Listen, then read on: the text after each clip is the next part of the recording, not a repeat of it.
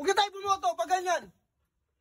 Nag-aaway-aaway na tayo dahil sa kanila eh. Sisira nila yung pamilya natin eh. Nagkaaway tayo, hindi na tayo magkasundo sa mga desisyon. Sabing asul nga kasi... Perahin na lang natin, huwag na tayo bumoto sa kanila. Hayaan mo lang sila. Huwag na tayo bumoto.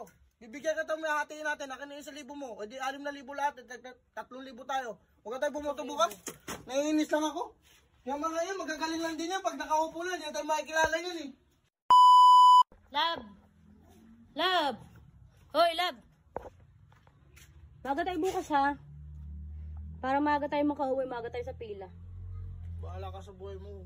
Isang partido lang ang anuhin mo ha. Nang boboto mo ha. Asul tayo, huwag makalimutan. Oo, muna ka sa gusto kong iboto. Bakit? Asul nga ang boboto natin. Wala tayong pakilamaran pagdating sa boto. Iboto mo yung gusto mong iboto kung sino napupusuan mo. Huwag mo pa pakialaman sa boto. Asul nga tayo. Ang kulit mo naman. Bakit ba eh? No, desisyon? Nag-iiba ka na naman. Kailangan isang buong partido pa? Ayoko. Green ako. Boto mo yung asul mo. Basta ako green ako. Bakit? Yung green mo may napalaba yan nung buntis ako? Oo. Nagkaroon ako ng 5K kagabi. Nagkagapangan. O ikaw, nabigyan kayo? Oo. O gano? 1,000. O, nasa na yung 5K? Oo, ko lang alamin. Nasa mabuting kamay. Asul nga tayo. Ang kulit mo. Asul tayo. Bakit? Tapos nakalit-lit na lapag nila.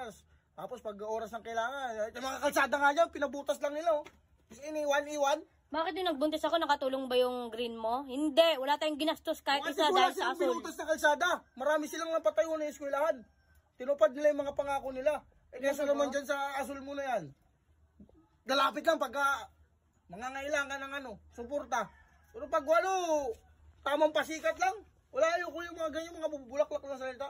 Saka huwag mo papakialaman sa kung sinong gusto mo. Asul nga tayo dahil wala nga umano sa atin nung sumalba sa atin nung kundi asul lang nung nagbuntis ako, hirap na hirap tayo. O bakit? Nang walang oxygen si Tito, sino nagbigay? Kulay green. O, diba? O, hindi nakatulong sila. Oo, nakatulong din naman yung asul ah. Saka nagkaroon ako ng 5,000. Oo, nasa na yung sa 5,000, bakit na? Alam mo, huwag mo lang aluhin. Bakit ba? Okay. Sa akin binigay yung boto ko yun eh. Papakilan ko ba yung boto mo? Ano yan, binayaran ka para lang bumoto sa kanila? Ganun talaga. Bayaran na yan. Ano pa bang gagawin mo? Kasi pag yung mga yan, nakaupo na yan, wala lang pakialam yung mga yan. Kaya kagad may lapag sila, tanggapin mo na. Kasi ganun na may sistema dito. Dayaan eh. Sila pare-pares lang sila dyan. Kung sino napupunta, kung sino yung malaki ang lapag, yun ang iboto ngayon. Kasi pare-pares lang sus na loko lang tayo ng mga yan. Basta walang pakialam. Asul nga, para magkasundo tayo. Asul. Nakakontrata na ako. Binigyan na ako ng malaki-laki. Nakakontrata ka na, bakit? Magtatrabaho ka sa kanila? Hindi. Oh. Ang usapan namin, yun ang boto ko. Kasi ikaw pwede Tapos may magbago. kontrata pa. Ikaw lumipat kasi sa amin 5,000 ang gapangan. O, ba't di na ka binigyan? 5,000 ang bigay, maliit sa inyo. Oo, nasa na yung 5,000? Okay na. Hindi po pwede. Bakit? Bakit ko ibibigay sa'yo? Boto mo ba yun? Boto ko yun. Ako ang kinausap nila, sa akin sila lumapit. Pera ko rin ah. Bakit? Hindi pa pwede yun. Ibibilin ako ng gusto ko. Bakit? Ikaw ba babalikan nila pag nagkamali sa boto? Ano bibilin mo? Ano pakialaman? Akin na yung sobra, akin na yung 3,000. Huwag na tayo bumoto pag ganyan. Nag-aaway-aaway na tayo dahil sa kanila eh. Sisira nila yung pamilya natin eh. Nagkaaway tayo, hindi na tayo magkasundo sa mga desisyon.